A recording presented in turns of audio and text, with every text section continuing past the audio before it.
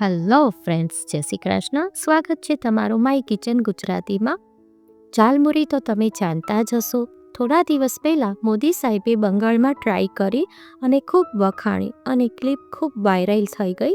તો મને થયું કે હું પણ ટ્રાય કરું. એનો ટેસ્ટ એકદમ યુનિક અને આપણી ભેળથી ડિફરન્ટ છે. તો મને થયું કે આપણા યુટ્યુબ ફેમિલી સાથે શેર કરું. ઝાલમુરી જે બંગાળનું સ્ટ્રીટ ફૂડ છે. ભેળમાં ઘણી બધી ચટણીઓ હોય છે, જ્યારે ઝાલમુરી બનાવવામાં કોઈ પણ ચટણીનો ઉપયોગ થતો નથી. અને ઝાલમુરી બનાવવા માટે એક સ્પેશિયલ મસાલો બનાવવામાં આવે છે. ત્યાંનો એ એક ઓથેન્ટિક ટેસ્ટ હોય છે. તે રીતે આપણે બનાવીશું. તો ચલો બધી ટિપ્સ સાથે બનાવવાની શરૂઆત કરીએ. જો તમને આજની રેસીપી ગમે તો લાઈક કરજો અને આવી અવનવી અને યુનિક રેસીપી જોવા માટે માય કિચન ગુજરાતીને સબસ્ક્રાઈબ કરી દેજો. સૌથી પહેલાં આપણે ઝાલમુરીનો મસાલો બનાવીશું. એના માટે પેન લઈશું અને 2 ચમચી જીરું લેવાનું છે. જીરુંને આપણે થોડું ડ્રાય રોસ્ટ કરવાનું છે. આમાં જે બધી વસ્તુ ઉમેરી છું એ બધી જ વસ્તુ આપણે ડ્રાય રોસ્ટ કરવાની છે અને મીડિયમ ફ્લેમ પર કરવાની છે. જો આ રીતે જીરુંની થોડી સુગંધ આવવા લાગે એટલે એની અંદર 1 ચમચી વરિયાળી ઉમેરીશું અને વરિયાળીને પણ આપણે શેકવાની છે. આ રીતે બધું અલગ અલગ લેતા જવાનું અને શેકતું જવાનું, એ રીતે જ આપણે શેકવાનું છે. હવે જો વરિયાળીની પણ થોડી સુગંધ આવવા લાગી છે, હવે એની અંદર 2 સૂકા મરચાં ઉમેરીશું. ત્યારબાદ 1 ચમચી આખા ધાણા ઉમેરીશું. આ બધું જ આપણે શેકવાનું છે. જ્યાં સુધી એની સુગંધ ના આવે શેકવાનું, ત્યાં સુધી આપણે એને શેકી લેવાનું છે. અને અહીંયા મેં 2 સૂકા મરચાંનો ઉપયોગ કર્યો છે. તમે તમારી તીખાશ મુજબ વધારે કે ઓછા લઈ શકો છો. હવે જે બધો જ મસાલો છે એને આપણે એકદમ ઠંડુ થવા દેવાનું છે. પછી એને મિક્સર જારમાં લઈ લેશું અને એને સરસ ફાઇન પાવડર કરી લેવાનો છે. જો આ રીતે બધો જ પાવડર આપણે બનાવી અને રાખી દેવાનો છે. આ મૂરી મસાલો તૈયાર થઈ જશે આ રીતે. અને આ પાવડરને તમે સ્ટોર પણ કરી શકો છો. એરટાઇટ કન્ટેનરમાં રાખી દો, પછી જ્યારે પણ તમારે ઝાલમુરી બનાવવી હોય તો તરત જ બની જાય છે. હવે આપણે ઝાલમુરી બનાવવાની શરૂઆત કરીએ. એના માટે ત્યાં આગળ આ રીતે ડબ્બામાં બનાવવામાં આવે છે. હવે 2 ટેબલસ્પૂન આપણે બાફેલા બટેટા લેશું, જેને ફાઇનલી ચોપ કરી લેવાના છે. અને 2 ટેબલસ્પૂન કાંદા લેશું. કાંદાને પણ આપણે ઝીણા સમારીને લઈ લેવાના છે. ત્યારબાદ 1 નળ ટમેટું લઈશું. આ બધી જ વસ્તુ આપણે એકદમ બારીક સુધારીને લેવાની છે. ત્યારબાદ 1 નંગ લીલું મરચું લઈશું. મરચાં આમાં તમે તમારી ચોઈસ મુજબ વધારે કે ઓછા કરી શકો છો. હવે આ ભેળ થોડી સ્પાઇસી હોય છે, પણ આપણે ઘરે જ બનાવીએ છીએ તો થોડા ઓછા મરચાંમાં પણ બનાવી શકીશું. ત્યારબાદ 2 ટેબલસ્પૂન બાફેલા દેશી ચણા લઈશું અને 2 ટેબલસ્પૂન જે સફેદ વટાણા આવે છે એને પણ બાફીને લઈ લેવાના છે. ત્યારબાદ 1 ટેબલસ્પૂન લીલું નાળિયેર ઉમેરીશું અને 1.5 ફૂલ ટીસ્પૂન ભરી અને આપણે મૂરી મસાલો લેવાનો છે. આ મસાલાનો ટેસ્ટ બહુ જ સરસ આવે છે, એકદમ યુનિક છે આ ભેળ.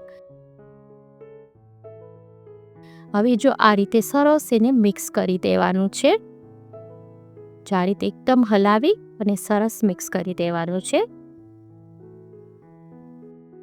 હવે એની અંદર આપણે 1 ટેબલસ્પૂન તેલ ઉમેરવાનું છે.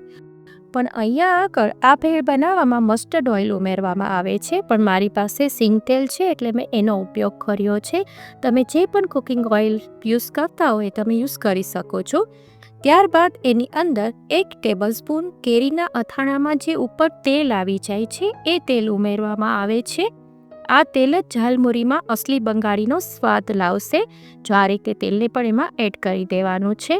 અને ત્યારબાદ 1 ટેબલસ્પૂન તળેલા સિંગદાણા ઉમેરીશું અને 2 કપ મમરા લેવાના છે. પણ મમરાને આપણે એકદમ ડ્રાય રોસ્ટ કરી દેવાના છે. જો આ ટાઈપને એકદમ ક્રિસ્પી થઈ જવા જોઈએ.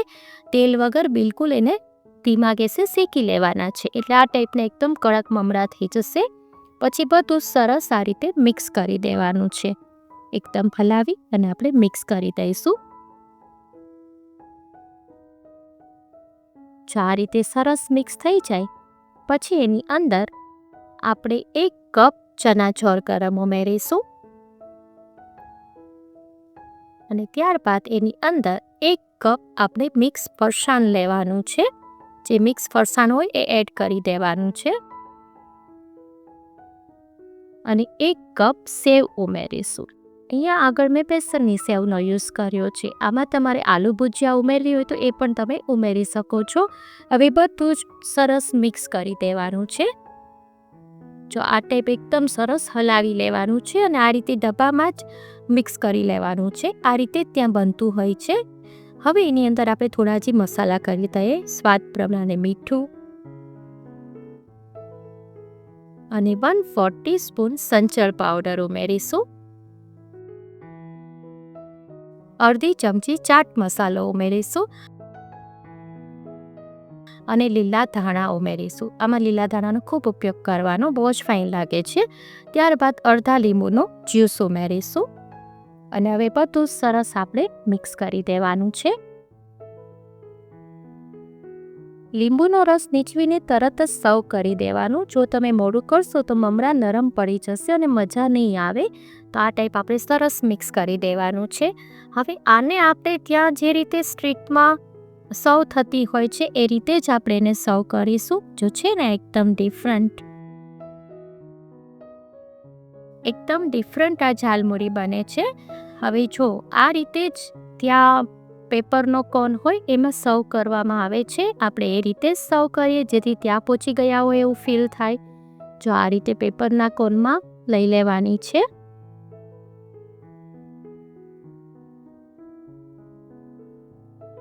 આ રીતે આટલી ભેળ લગભગ 5 કોન તૈયાર થઈ જશે આમાં. હવે એના ઉપર આપણે થોડી સેવ સ્પ્રિંકલ કરવાની છે. ત્યારબાદ જે આપણે મૂરી મસાલો બનાવ્યો છે તે પણ થોડો સ્પ્રિંકલ કરીશું. થોડા ટમેટાં છાંટીશું અને થોડા લીલા ધાણાથી એને ગાર્નિશ કરીશું. તો છે ને એકદમ ડિફરન્ટ, ટેસ્ટમાં પણ બહુ જ મસ્ત બને છે. આ ઝાલમુરી મોદી સાહેબની જ નહીં પણ બધાની ફેવરેટ બની જાય એવી છે. આ ઝાલમુરી એક એવો નાસ્તો છે જે સ્વાદની સાથે સ્વાસ્થ્ય માટે પણ પ્રમાણમાં હળવો છે. તેલ અને મસાલા તમે તમારી ચોઈસ મુજબ વધઘટ કરી શકો છો. જો તમે ક્યારેય બંગાળી સ્વાદ નથી માણ્યો તો આ ઇઝી રેસીપીથી તમારા રસોડામાં જ કોલકાતાની ગલીઓ જેવો સ્વાદ લાવી શકો છો. તો બનાવવા જેવી આ રેસીપી છે, બધાને ખૂબ જ પસંદ આવશે. જો તમને આજની રેસીપી ગમી હોય તો લાઈક કરજો, વધારેમાં વધારે શેર કરજો અને સબસ્ક્રાઈબ કરવાનું ના ભૂલશો. ફરી મળીશું એક નવી જ રેસીપી સાથે. Till then bye bye.